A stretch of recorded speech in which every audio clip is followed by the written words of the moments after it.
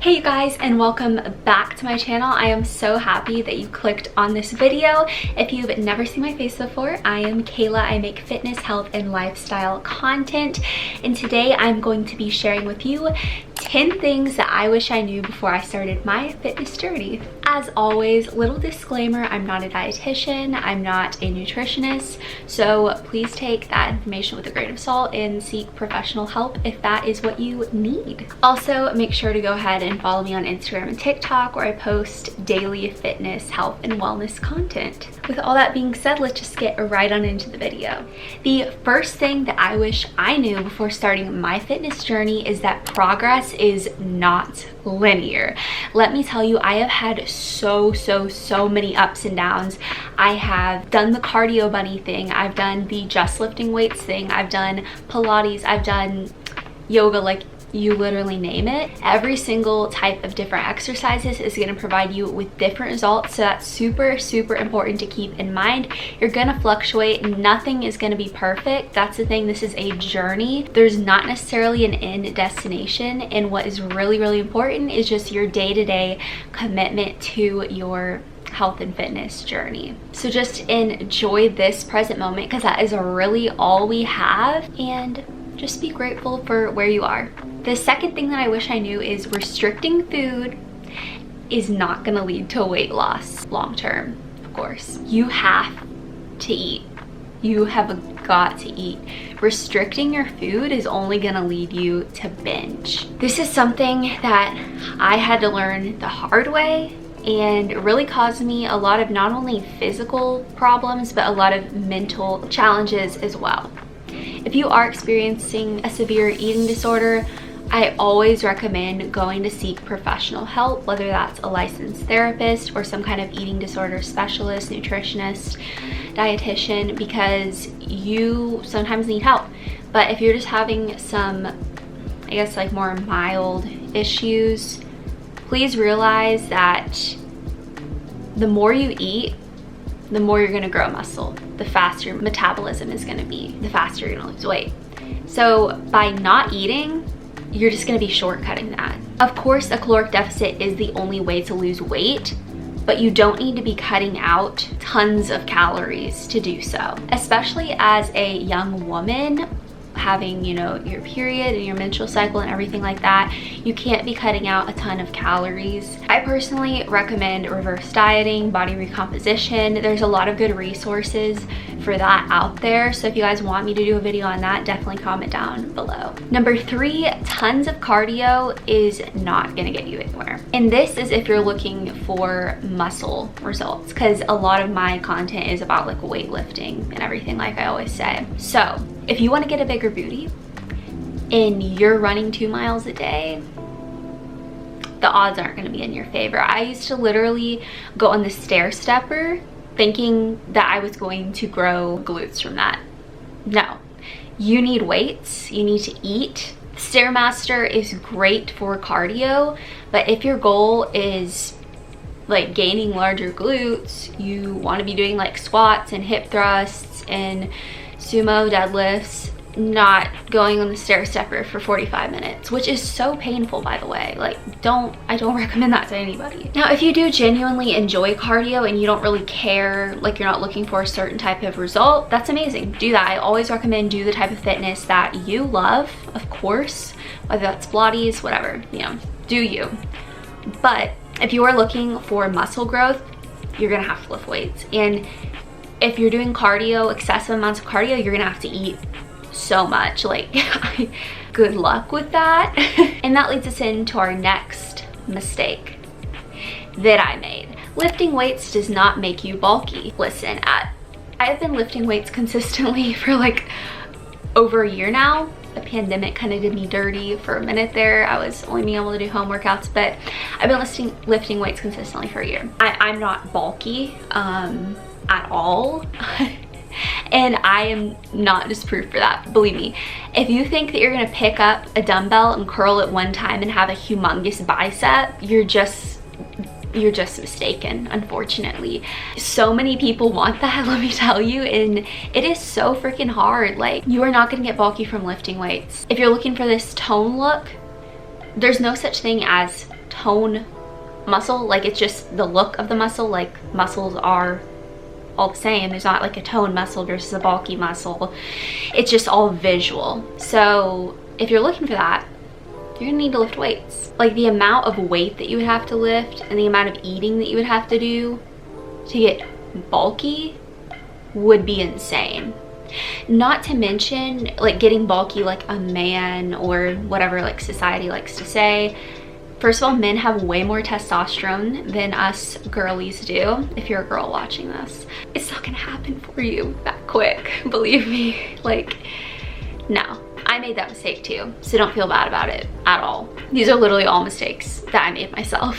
Next mistake. Consistency is key. I just literally made a TikTok about this. Motivation is not something that you're gonna have every day. My alarm, you know, went off at 6:30 this morning to go do a workout, and I was like, I don't wanna do this right now. I don't have motivation. I'm not the most excited, but once I got out of bed, I ate my oats and I went to the gym after my workout, I felt amazing. It's consistency. Showing up, you know, 6 days a week is gonna get you a long way. You're not gonna be motivated all 6 days of the week, but if you show up every single day, you're gonna form discipline. It takes 21 days to form a habit. Keep showing up. It doesn't have to, literally showing up is the hardest part. If you get there and literally do squats and decide you're done, you showed up, and that says something. So be consistent and you will see really, really great results. Oh boy, this next one, number 6. Okay, form over weight always. I went in the gym for the first time and I was like, okay, so I usually see people doing 45s. I'm just gonna throw those on. No. I have never been leg dominant, but we're working on it. Consistency. Don't go in the gym and just start expecting to lift these insane weights. Like, please focus on your form. First of all, you don't want to get hurt. Second of all, having proper form is going to get you a lot farther than just having terrible form and doing heavier weight. Don't ego lift. I know it's a thing. There might be men in the gym that are like easy repping 225. It doesn't matter. No one, literally no one cares. Like, people are way too focused on themselves to look at what you're doing. So lift weights that you're comfortable with. Don't worry about what other people think. It does not matter if you literally are squatting 65 pounds. It doesn't matter. You're not wasting space in the gym. It's no one's space. Like, literally, you pay a membership to go there. Please don't feel like you are like taking up space or something because you're not lifting as heavy as like a literal 25-year-old man. Like, lift weights that you're comfortable with and focus on your form. Also, of course, mobility training is always going to make your form better, literally all your lifts better. So that's something that I've been doing recently, is a lot of mobility training. And honestly, like deloading, because I'm just trying to get that form better. And that's a mistake that I've made in the past, and sometimes I still make, but we're all learning and growing. The 7th mistake is that I thought rest days were for the week, honestly, and that's so annoying, like, to think that I thought that. But rest days are so important, you guys. You need to take rest days, okay? Now, obviously, this really just depends how hard you're training in the gym. Like, if you're training really hard, you need to be taking more rest days a week than like someone like me who's just kind of 4 to 6 exercises. I recommend at least taking 1 to 2 days a week, and these can be active rest days. You can go on a walk. I usually like to go on a walk on my rest days, or like a bike ride or something. But another thing is your split is going to be important. So basically what I do, I mentioned this in my other videos, but I do my like split is like push, then quads, pull, and then legs. So by doing this, like push workouts, like I've talked about before, are basically just chest, triceps, and shoulders. So I'll literally give those muscles a 3-day break in between while I'm doing my quads. And yes, okay, like on a pull day, am I going to be using like a little bit of my triceps in some exercises? Yes, but it's mostly focused on back and biceps. So giving yourself, you know, 24 to 36 hours. If you need longer, if you feel like you need longer, take longer, but you need to be taking rest days if you really want to see good results, because those muscles need time to repair. Obviously, eating a lot of protein too is super important for muscle repair. You can, you know, take supplements like creatine to speed up muscle recovery. There's sorts of different stuff out there, but I'm gonna just start out with taking some rest days. Okay, this is a huge one. The weight on the scale does not determine your progress. Throughout my journey, I have literally like put on like 20 pounds. I was never naturally muscular. I've always been pretty thin. And when I started going to the gym and I started eating enough protein and eating enough food and training like I wanted to for the results that I wanted, I gained like 20 pounds. And honestly, I'm happy about that. I am so happy because I was an unhealthy weight before. I don't even weigh myself anymore, and I haven't weighed myself for 2 years except to the doctor's office. You don't need to look at the scale, okay? You can see what you want to see in the mirror by how heavy you're lifting, whatever you want to look at personally. It's subjective. But the scale is just so unnecessary. Like, it caused me so much stress and anxiety and depression, and I threw that shit away because I'm not gonna let it mess with my journey. I'm not gonna let it mess with my development. Look at how much more you're squatting. Look at how much more you're deadlifting. Look at how much your glutes have grown. You don't need the scale. Okay, number 9, you guys. This one was so important for me, and that was to unfollow toxic fitness influencers.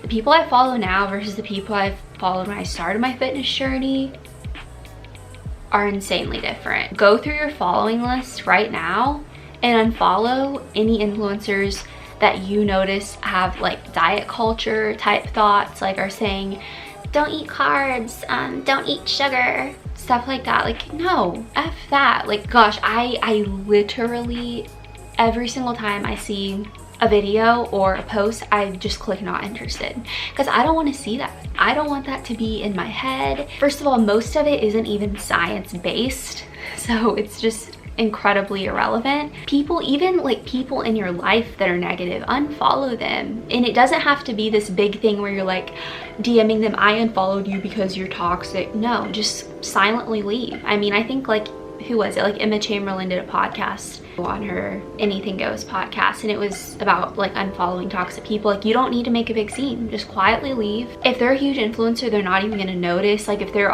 like one of your family friends, they might, but if they do ask you about it, just say that's what I had to do for me. It's nothing personal. You have to do what's best for you, and having those negative influences in your life can really mess your mind up. And speaking of which, number 10, the final one, carbs are not bad. Who the hell made up the concept that carbs are bad? Honestly, can we have a conversation? Guys, you need carbs. You need carbs, okay? Carbs are literally our main source of energy. If you are working out a lot, you need carbs, okay? Carbs, when ingested, go to our glycogen stores and fuel up energy for our workout. If you want to have a lot of energy and do well in your workouts and see good results, you need to eat carbs, okay? Here's the thing too, a calorie is a calorie, okay? That's something that I had to learn. A calorie from a piece of bread is the same as a calorie from a piece of cheese. Now, does the cheese contain more protein? Sure, depending on the type of bread. But if you're doing a deficit of like 200 calories, you don't have to cut out all your carbs. You don't. I'll step off my soapbox. Well, you guys, that is the video. 10 mistakes that I made on my fitness journey. If you guys enjoyed this video, definitely make sure to leave me a comment down below. Give me a like, maybe subscribe if you enjoy these types of videos. I've been posting a lot of these recently, so let me know how you guys are liking them.